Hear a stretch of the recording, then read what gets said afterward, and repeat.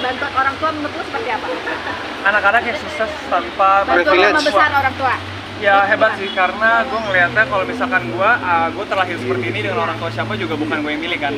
Tapi sayang banget juga kalau misalkan gue nggak pakai privilege itu gitu. Jadi gue ngelihatnya kayak semua orang di dalam kehidupan ini pasti, semua orang tua pasti pengen bantuin anaknya sukses loh. Kayak gue kalau jadi orang tua pun gue akan bantuin anak gue membuka jalan gitu biar mereka bisa sukses juga. Jadi kalau gue ngeliat ini ya karena kalau misal public figure itu jadi kelihatan banget ya, kadang kayak jejak karirnya tuh kayak kok sama persis gitu ya. Jadi kalau misalkan gue sebagai koki, anak gue juga punya passion koki, pasti gue dorong ke sana juga, gue bukain jalan, gue kenalin ke teman-teman gue yang misalkan koki juga atau punya restoran gitu. Jadi gue ngeliat ya kalau orang yang tanpa ada privilege itu pasti akan berjuang lebih keras, tapi juga anak-anak yang punya privilege juga harus punya kemauan, keinginan untuk bisa mengejar itu juga. Jadi gue malah sayang kalau orang tua yang ngedorong padahal anaknya nggak mau. Nah itu yang paling gue kayak sayang ya gitu. Padahal anaknya mungkin punya bakat atau keinginan yang terpendam yang kita nggak pernah tahu kan. Siapa tahu ada pengusaha seperti dia jiwanya misalnya seniman, tapi sama papanya didorong jadi dokter, kayak padahal dia bisa menjadi seniman yang hebat banget gitu. Bahkan kadang-kadang kalau punya privilege dikira nggak mampu. Lu bukan arah ke sana kan? Iya. Bahkan dikira mungkin pandangan orang kalau orang tuanya sukses, tapi kadang-kadang anak terjun ke entertainment ataupun ke dunia lain dikira nggak punya bakat, cuman bawa nama embel-embel bapaknya atau orang tuanya. Lu gimana nih menurut lu? Macem-macem sih ya soalnya ya. Kadang orang yang nggak punya bakat tapi kalau jalannya harus sukses, kadang kita ada juga gitu kan.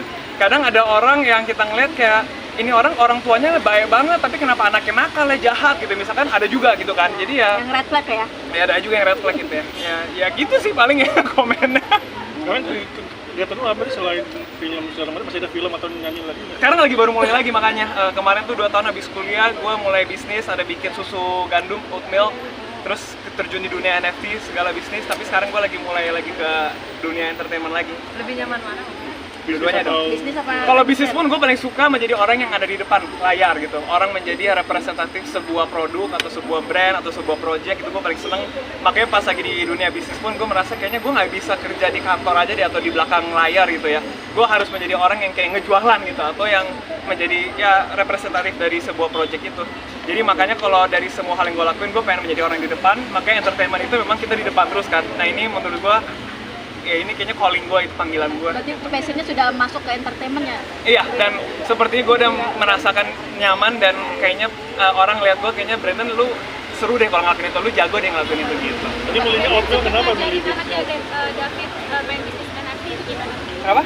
Sempat ngajarin anaknya David main bisnis. Oh iya, soalnya waktu itu kan lagi booming banget tuh NFT kita, namanya Karafuru. Itu booming di seluruh dunia. Terus akhirnya banyak banget sebenarnya public figure yang kayak nge-DM gua kayak minta whitelist dong. Whitelist tuh kayak gua mau bisa beli sebelum gue jadi gua bikin NFT itu biasa project itu ada penjualan 2 fase. Yang pertama tuh buat private gitu ya. Jadi orang-orang yang udah kenalan atau orang-orang yang udah ngelakuin sesuatu gitu. Misalkan nge-promoin terus kita kasih deh gitu. Ada satu lagi yang rebutan yang public sale. Jadi kayak jualan sepatu, kayak launching gitu. Nah, terus si Brooklyn Beckham itu nge-DM gua, gue mau dong gitu. Terus gue bilang, oh ya boleh deh, lu post aja di Instagram gitu, lu post di Instagram, lu nge-post story, nanti gue kasih whitelist gitu. Terus habis itu pas hari peluncuran dia bingung, gimana sih caranya? Akhirnya dia kayak foto-foto laptopnya kayak pencet yang ini bro gitu. Terus dia kayak, terus habis itu gue ngapain? Ya lu masukin duit buat beli NFT-nya. Oh, cara masukin duitnya gimana gitu. Jadi orangnya lucu, orangnya baik banget sebenarnya. Tapi mungkin agak gaptek ya, karena gue ngeliat kayak dari laptopnya aja kayak laptop yang baru beli gitu loh, yang kayak aplikasi nggak ada, wallpapernya masih basic gitu. Cuman akhirnya gue bilang, udah, gue kirimin aja deh gratis buat tuh daripada lu bingung gitu. Yaudah akhirnya gue kirimin gitu. Terus abis itu jadi sering ngobrol.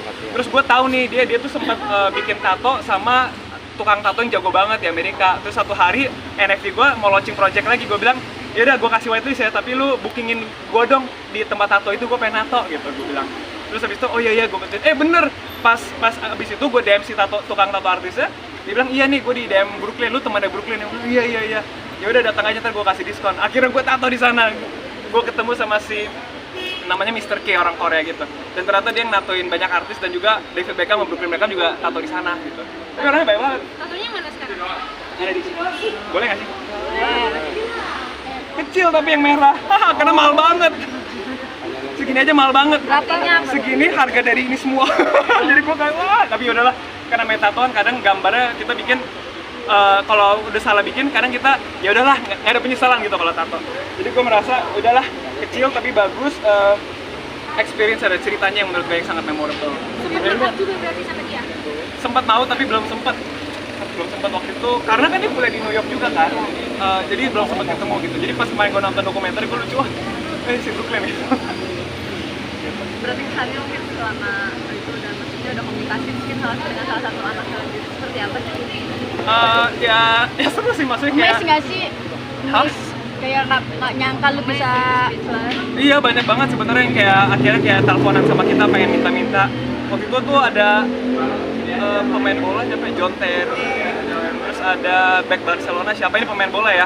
Terus ada Vanessa UFC juga minta mau kerja sama. Henry Golding juga sempat minta. Jadi sebenarnya pas di dunia itu tuh gue lagi seru banget, makanya nggak fokus gitu ke dunia entertainment, lagi seru banget sama teman-teman yang lain. Gitu.